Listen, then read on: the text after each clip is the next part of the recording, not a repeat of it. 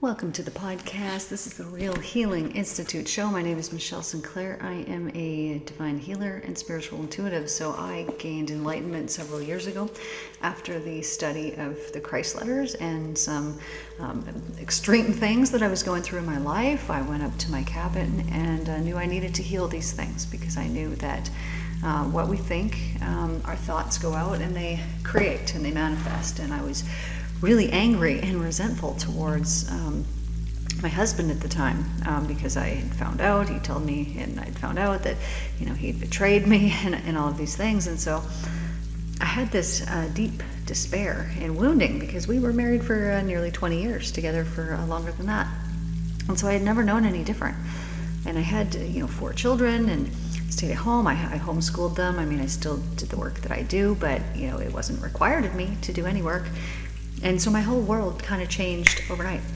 And so I got sent into this spiral of despair for several months. I didn't want to leave the house. I didn't even want to go in the grocery store because I didn't know if I would be able to contain myself and not burst into tears because what I thought I had, I didn't have. And it was really hard to come to terms with that I was living a life that I thought was a certain way and wasn't.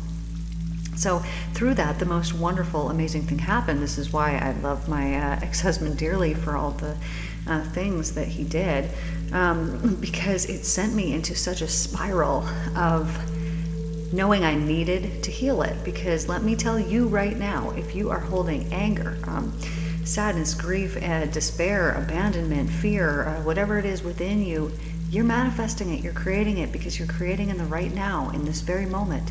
And so you're planting these seeds. You do this through planting the thoughts that you have, and those thoughts lead to words, and the words are powerful. And so then you plant these words, and then you take action.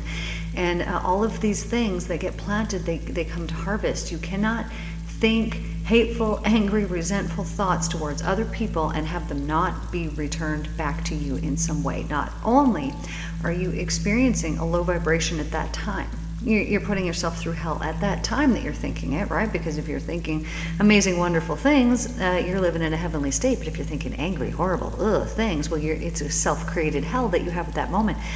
So you're manifesting more hell at that very moment, and you're planting all these seeds out. And so I knew this, and I knew it so deeply. And so I was like, okay, dude, I'm leaving. I'm going up to the cabin, and I'm not coming back until I've gained enlightenment.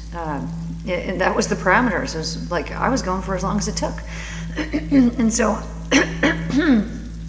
sorry about that. I drank so much tea today. That's odd. So I go up there, and I was up there for about 3 weeks total, but it came to me within the first a bit of time that I was up there. And what happened during that time was I really got to work, because I make these videos for you guys, but at that time I was creating the Mental Cleanse series. So this is, a few years ago. And so I was creating this series, and I, knew that at some point I was going to get so busy I wasn't going to be able to help all the people that wanted to come to me. Plus, some people wouldn't have healed their financial wounds enough that they wouldn't be able to even pay. And so I was like, no, this is so important that people need to be able to get help for free. So I'm up there, and I created this series, which you can go and check out the playlist, the Mental Cleanse series. And so this is, free subconscious healing. But as I'm doing this, I'm working through the process, and had been working through the process of cleansing my mind of all of the old hurt and pain. So I got my hypnotherapy certification in 2015, and it was even prior to that I began doing that kind of work. So this is subconscious work.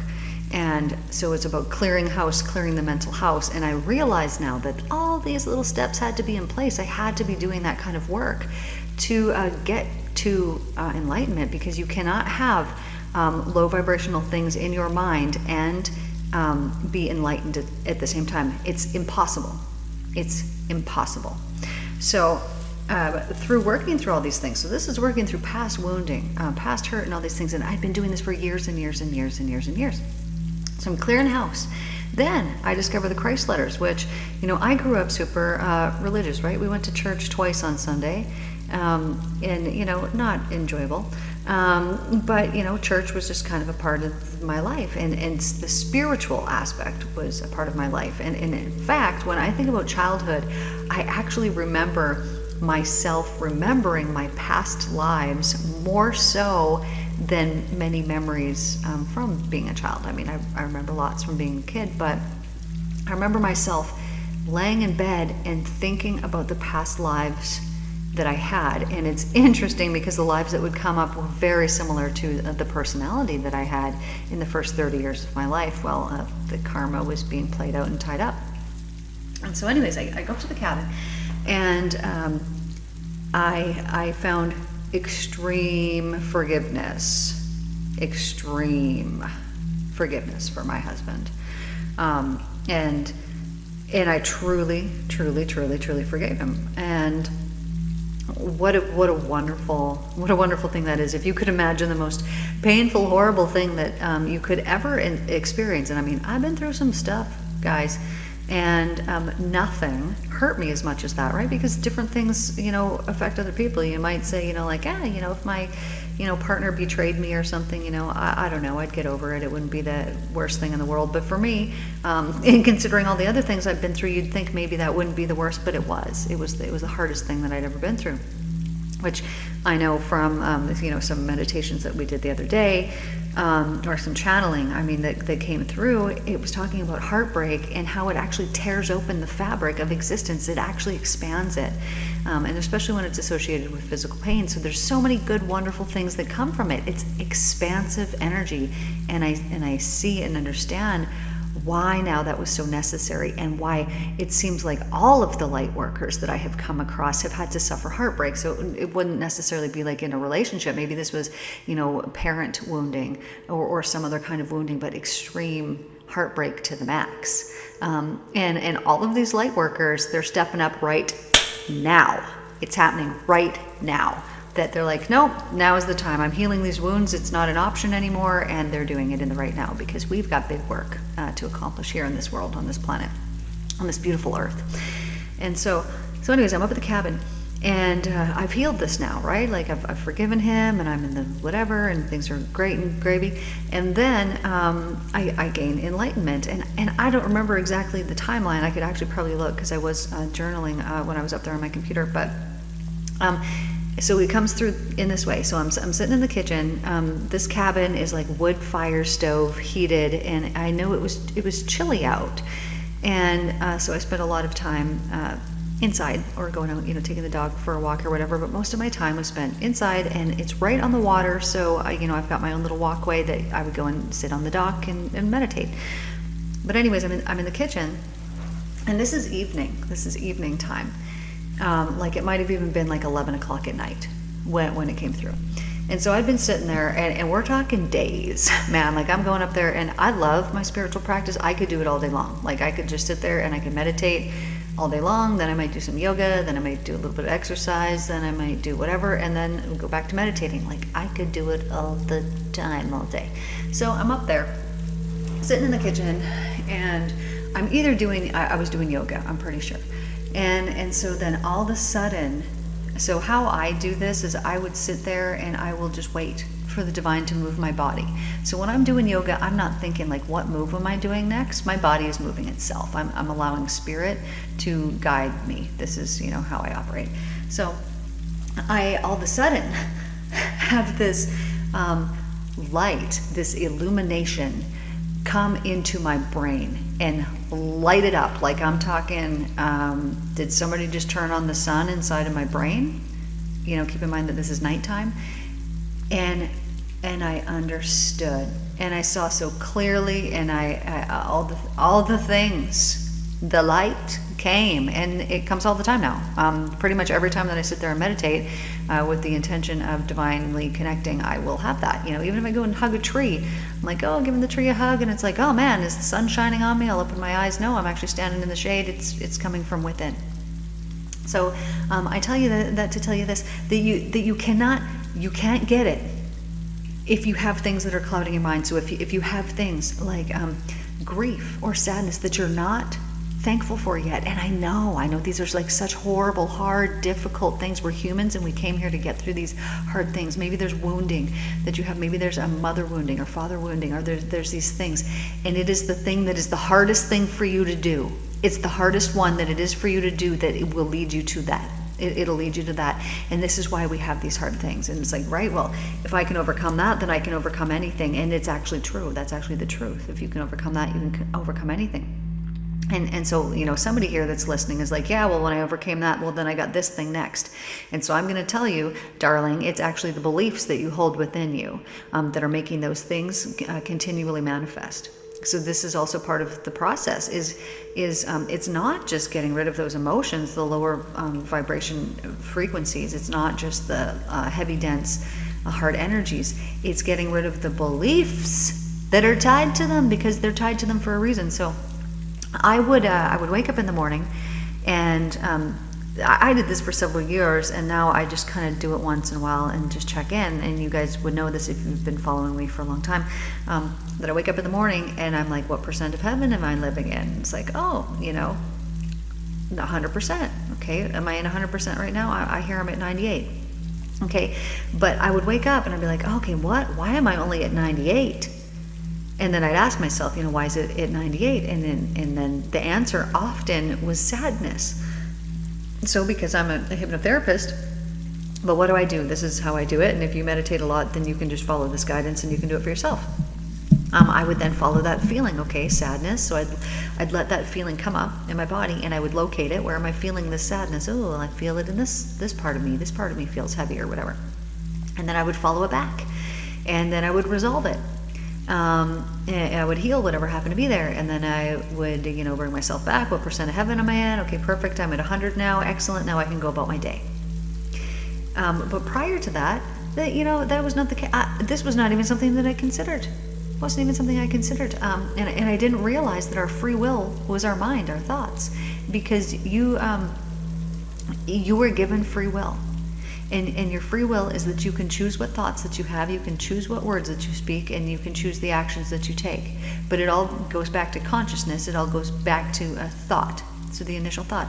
And so you can choose to think hellish thoughts and things that are harmful and hurtful and that aren't true, or you can choose to think heavenly thoughts, things that are the truth.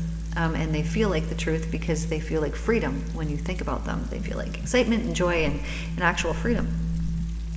But when you examine your mind and then you clear house, okay, let's get rid of the sadness, let's get rid of the resentment and the revenge or the anger or the, all those low vibe things. And I say low vibe, this is how you'll know. Would you want those things coming back at you? And if you don't, then they need to be healed, right? Because you're sending them out just through thought form, because your thoughts are electric, and they go out and they plant, and then they harvest, and then they grow up, and then you have to harvest them at some point. They are harvestable at some point because you've planted them. And so if it's a low vibe thought, like let's say resentment, well, do you want that energy coming back to you? I don't, so don't plant it. And you can say, well, how do I not plant it? You have to heal it. And many people don't know how to heal these things. And so I was blessed in my life that I took up hypnotherapy. And so not only am I helping other people heal these things, but I'm putting myself into state when I'm working with people. I very, very often have people, say during a session, like, are you reading my mind? How did you know that? I was just seeing exactly this. But it's truly because I have put myself into the same state as that person so that I can be in there, so that I can know what it is that we need to do so that the healing can occur. But here's the most blessed, wonderful part of this, is that the people who you attract into your life come into your life because they're a match to you, right? There's a frequency that's matching. And so these people who are coming in and having these things that they need to heal, I needed those things as well. Right, so when I'm healing these things with these people, it's doing the same work within me. So I was blessed that not only did I have many, many, many sessions that were personal and private for myself that I was doing with various friends who also do similar things to what I do, but I was getting hundreds and hundreds of sessions in for myself because I was doing them with other people. So massive amounts of healing, and this occurred before I ever went up to my cabin and then gained this. But it was through my study of the Christ letters that I understood everything. And so I realized here, as I was reading the Christ letters, I'm seeing all the things in my clients, right? Like, because I recognize patterns. And so I would see all these patterns, with my clients, and like, oh, like, this is so interesting. And I realized that these patterns are playing out because of the beliefs that they're holding. And I would see, right, as soon, if somebody's expecting a really bad outcome, they come into me, they're all stressed out, blah, blah, blah. Okay, well, we work on that. Now they're expecting a good outcome. They leave, they go, they get a good outcome. Because they've now believed in that, and now they're magnetizing that to themselves. So when I'm reading the Christ letters, and I'm like, dude, all of this stuff is 100% accurate, and I've actually seen it play out in my office hundreds of times. So I knew that what I was reading was the truth. So I go up to the cabin, and I'm like, I knew I didn't want to, because I was so angry at him, but it was more a feeling of despair, of feeling stuck. What do? I didn't know all the things. And so I go up there, and it was like, I need to eradicate that, because I don't want to plant one more seed like that. It's not happening. I'm not doing it. I refused to plant another seed that I didn't want to come back to me. So then I gained this enlightenment, and I understood all the things deeply. But what really did it for me was the next day, I go out, I'm taking the dog for a walk, and we're walking through the forest, and I see this tree, and it's got these cuts on it. And I'm like, ooh, that's the tree. That's the tree. It's calling me over there. And now, I had never hugged a tree before, probably as a kid, but not with the intent of, oh, I'm hugging a tree. I was probably just, hugging a tree. So I see this tree, and it's calling my name, and I'm like, I got to go over there. And I had been thinking about tree hugging. People were talking about it. I'm like, what is this all about? But I wasn't there yet. I hadn't done it. So I go over and I put my hands on this tree, and it talks to me, and I'm like, okay, trees can talk, I guess. And it tells me, take your shoes off. And I was like, oh, right, grounding, I guess. So I, take my shoes off, and then I put my hands on the tree, and it's like, no, put your phone down. And I was like, oh, right, why would I still have my phone? So I take my phone, I put it in my shoe, and I put my hands on, the tree, and then my feet on the ground. And then it's like, and you can put your head on me. And I was like, okay, well, thanks for telling me that, because, there's ants and things like that. And I wanted to put my head on the tree.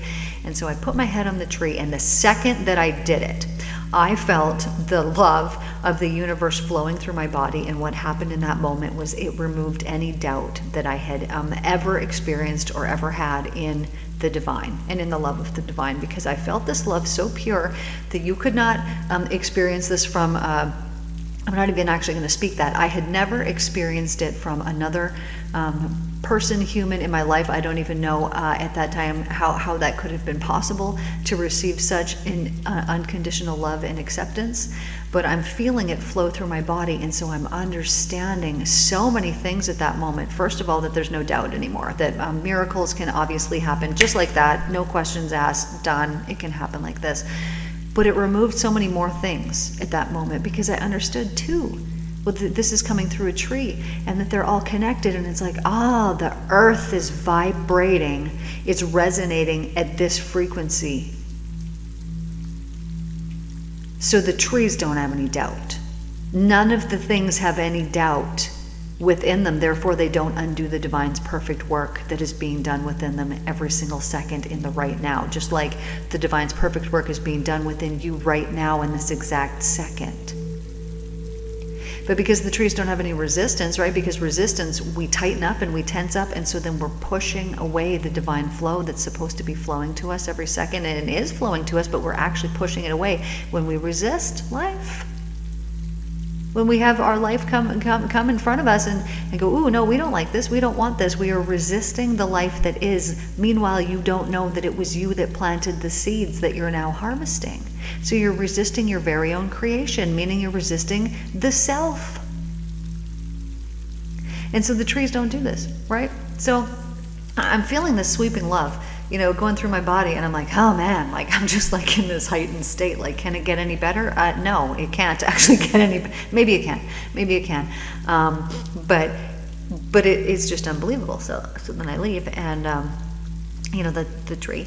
And then later I go and I'm, well, there's several stories here, but I'm sitting on the dock, meditating, and it's so sweet up in my cabin, which if you were a spiritual mentor client of mine, and you chose one of the options, you actually get to go up there for a few weeks by yourself. I mean, I go up there as well, and we, do a thing every day, but you get the time by yourself so that you can be in this, truly, I believe it's a very holy place. It's actually the place where, on my dock, was where I was told that I needed to write the book, channel that book that I did, called The Way to Peace in 2018. I've been going up there since I was born. It's a wonderful place. But anyway, so I'm sitting on the dock, and the day that I had arrived at my cabin, this raven shows up. Like, I pull up, and this raven shows up, and I was like, this raven is here for me. I'd never had that before, but it was like very clear that it was there for me. And so anyways, I'm sitting at the dock. Nobody's up there. Like, I got this whole lake to myself. There's 15 people that live there year round, and it's quite spread out. So you're not dealing. You are there by yourself, and it is amazing. So I'm on the dock, and I've been out there for I'm guessing around 45 minutes. But my eyes are closed. I'm sitting there cross-legged, blah blah blah, and I had been envisioning this. It just kept popping into my meditation, this glowing light around the outside of my body, and it was a couple feet around me, and it just kept popping in. That's the only time that's ever happened in a meditation. And I could hear all these mosquitoes, but nothing's touching me. And so then I hear this sound in front of me, and I'm like, oh, the ducks must be back, because there's these 3 ducks, and they are hilarious, and they have hilarious hair, and I loved them. And so if they weren't sitting on my dock in the morning, they were probably sitting on the neighbor's dock, or they were just swimming around. They just liked being, that was their part of the lake that they really liked. So I'm like, oh, the ducks must be here. So I open my eyes and I look out in front of me, and yeah, there's the ducks sitting there in the water. But then I look up, and around me is thousands of mosquitoes, but they were not penetrating that light aura that I had been seeing in my meditation. Not penetrating it. And I'm like, man, cool. But at this point in my journey, nothing was shocking to me. It was just like, cool, I want more. Whereas, had that been however many years prior, I would have been like, what? This is crazy and amazing. But it was like, no, this is cool, and this is showing me that the spirit is showing me things, but I was not taken back by it like I would have been before, because I was in such elation that everything was wonderful and heavenly, and so of course something like this would happen. So I look up and I was like, oh, that's cool. And then I closed my eyes back down again, put my hands back on my knees, and I just said, I want more. And at this moment, I then feel this bird energy move into my body, and I'm like, what is this? Oh, this is bird energy. And all of a sudden I'm flying up above the lake. I see myself up above, and I'm this raven, this bird, coasting way up above the lake. And then I see these what looks like black energy, almost look like entity type things coming up out of the lake. And there was 2 of them. And so this bird, myself, which this is cool, because when you're in a bird's consciousness, there's actually, there's not thought that goes along with it. It's just a knowing and an intuitive feeling. So when these black things appeared, it was like the bird, who was me at the time, just knew I needed to gather these things. But even the thought of, oh, I need to go gather that wasn't there. It was just a doing. So it goes and it picks these, black things up, and then I see it go back and fly down and sit in the tree that was behind me. And I was told that these were prayers that this bird had picked up, and that it would gather them and deliver them to spiritually minded people who could do something about it. So let me go even deeper into this. This bird, every time that I would go out and meditate, no matter where he happened to be, when I would sit on the dock, he would come out and he would sit in the tree that was right behind me. So the day after the enlightenment, maybe it was 2 days after, I don't know, it all blends together. This is many years ago. I had a client, and I had never met them in like person before, because most of my sessions, right, I do through Zoom. So it was like, sweet, you know, I'm 8 hours away from where I normally am. I'm up at my cabin, and I was close to where she lived. So it was like, sweet, dude, like stop in and we can meet up and whatnot, because I'm, you know, going to be at my cabin for however long. And so she had messaged me, and she's like, oh, I'm so sorry, I can't come. There's been an accident, and my daughter is on life support. She's been on for 7 days. They're unhooking her. The doctors don't think she's gonna make it. Like, I can't come and visit. And it's like, oh wow, okay. So anyways, I'm sitting there on the dock, and this bird comes to me. And so it's not during this time. This was prior to this. I was then shown, you know, after I'm floating up and gathering the prayers and whatnot, I was shown how that happened, how that bird came and spoke to me. So this is, you know, probably the day before that or however long. But I'm sitting on the dock, different time, prior to the one I just told you about, and this bird comes up, and I'm like, you know, I typically haven't been an animal communicator up until that day. And I had many friends that were animal communicators, and I was always thinking like, man, how do they do that? That's so freaking cool. I wish I could do that. But it's like, wasn't my thing. I was like, I guess I just do this with people. But this bird comes up, and it sits in the tree, and it tells me, you need to heal her daughter.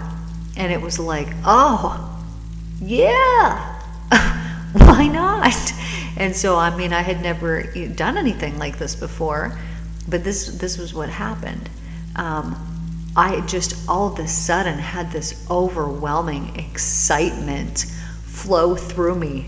Like, it's already done. It's already done. There's nothing that needs to be said, or none of the, it's already done. And I had this like overwhelming, massive feeling of excitement, and joy and elation and thankfulness that it was already done. And that there was no question. There was not an ounce of, there was not a mustard seed of doubt in my mind that it was already done and already accomplished. And so I had gone and messaged her, right, because there's no Wi-Fi up there, so you got to go down the road and hook up to the thing and all the thing. Anyway, so I had messaged her, and I said, hey, like, your daughter's going to be just fine. But I don't really check my phone up there very often, and so it was maybe a couple days later that I had a message, and she's like, oh yeah, you know, we're out having a smoke right now. Like, she was totally fine, 100% fine.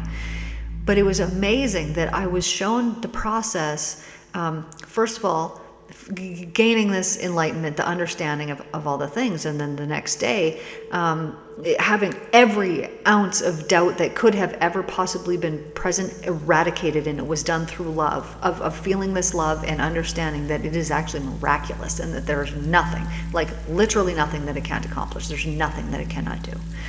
And then told, you know, you need to heal this person, and it's not me that did it, right? It's the divine love that did it. And then, you know, shown afterwards the process of this bird came to you because this is the way, and this was how this was done. And so then it was, you know, a while later that I was like, why were the prayers black?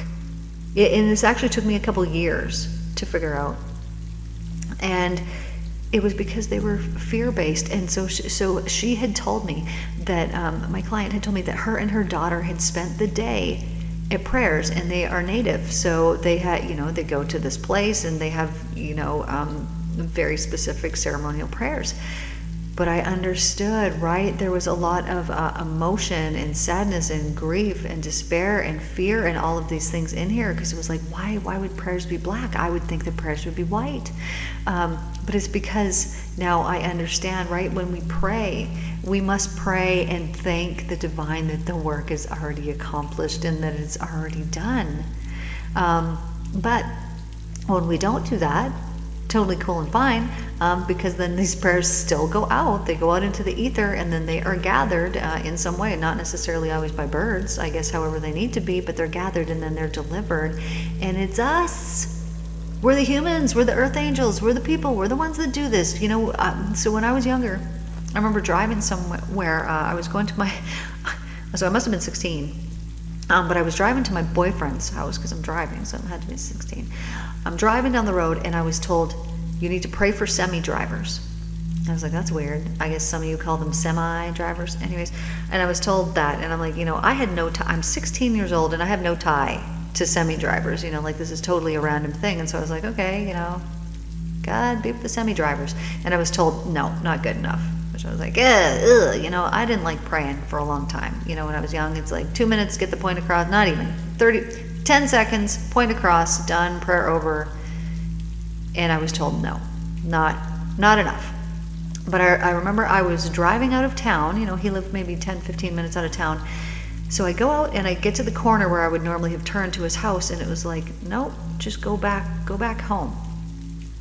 It's weird. So then I turn around and I continue to pray until I got back to town to about the same place where I was told to start praying in the first place. So it's been probably 20 minutes. That's the longest prayer I've done in my life up until that point.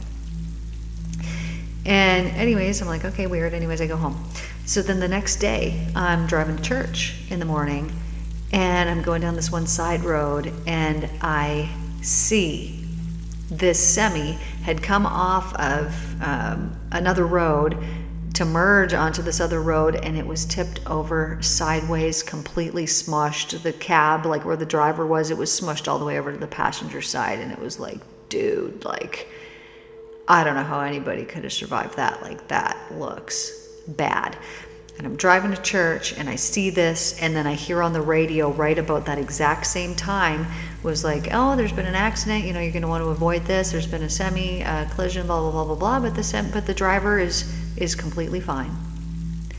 And it was like, oh. And so then I understood in that moment that we're praying for things to happen, but it's us here that does the work. So this is why when you're told to do something, go talk to that person, go sit in that place, go do the random thing, and it seems totally random to you and totally weird, and it's like it's not coming from you, it's because it's not coming from you. It's because you are the earth angel that is supposed to be in that place at that time and go and do that thing, and you're supposed to be the one that goes and does the thing. And if you don't do the thing, well, whatever, maybe somebody else, maybe this is like a radio system, right? And then someone else is going to go out and they're going to do the thing if you don't step up to the role. But I don't know this, maybe they're not. Maybe it's just for you and you're supposed to go and do that thing, and if you don't go do it, that thing's not going to get done. That's a good way to look at it, because then it's very motivating to go and do the thing that you're supposed to do. Because if you have this pull or this desire that you are supposed to be doing something, or that you need to do something and you're not doing it, it's not only causing yourself harm, but there's other people, right? There's billions of us here in the world, and we rely on each other. We are like one huge body, right? And some of us are elbow cells, and some of us are fingernail cells, and some of us are ankle cells. And when one part of our body, needs assistance, we don't, just ignore it and go, nah, whatever, it's fine, it'll take care of itself. No, we send in the troops, and we're like, okay, we got to go fix the elbow, and we send things to go and help this part. This is how we are, right? We're all collective, we're all cohesive, and we all work together. And so when you have this intuitive hit, or this feeling, or this knowing, or this thought that you need to go and be doing this thing, or be in a certain place at a certain time, or whatever it happens to be, you need to listen to that, and you need to go and do it, because this is coming from a higher place. If it was coming from you, you would have thought it up. It wouldn't have just popped in, right? It would be your thought. It would be like, oh no, I think these things, so I'm going to go and do this. But it feels different, right? And usually it won't leave you alone. You'll keep getting this persistence of, you need to go do this thing. No, like, I'm telling you, it's important. You have to go and do this thing, and you'll keep being told it until you go do it, or until it goes away and then you've missed whatever opportunity was supposed to be there. I don't know if that's the case. I would typically listen and go do the things, because I learned the hard way one time when I had an intuitive hit and I was told, go and do this thing, and I didn't listen to it. I was told, check for this thing, and I didn't check for the thing that I was supposed to be checking for, because I talked myself out of it, and then it really screwed me in the end. And so that was many years ago, and I realized from that point that it was like, no, when you have these thoughts, you need to listen to them. And we continue to learn, right, and evolve. I met a person, and the day that I met them, it was like, ooh, something's off here, and I ignored it, and then it came back to bite me later. And so sometimes we ignore these intuitive hits that we have, but it is to our own detriment, because they're there to protect us. Anyways, this was not what I was going to talk about today. I was going to talk about something completely different, but this is obviously what needed to flow out here today. So we're just going to go with this. I love you guys. Thank you. If you guys have any questions that you would like me to answer, that would be great.